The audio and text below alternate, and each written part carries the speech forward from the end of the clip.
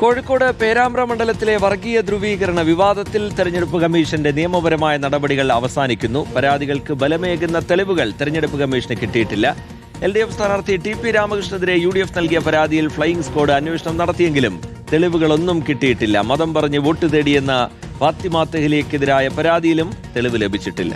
VS Ranjith നൽകും വിശദാംശങ്ങൾ. VS Ranjith, വലിയ ചർച്ചയായതാണ് ആ വിഷയം. എന്തായാലും തെരഞ്ഞെടുപ്പ് കമ്മീഷന്റെ നിയമപരമായ നടപടികൾ അവസാനിക്കുന്നു, തെളിവുകളില്ലാത്തതിനാൽ, അല്ലേ?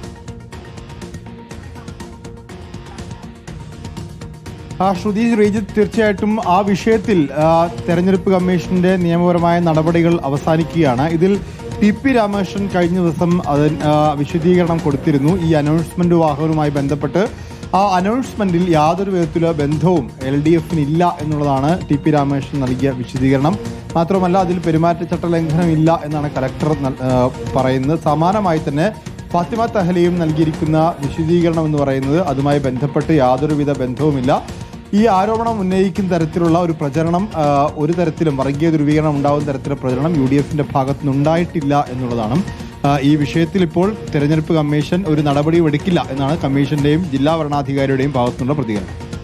ശരി, VS രഞ്ജിത്താണ് വിശദാംശങ്ങൾ നൽകിയത്.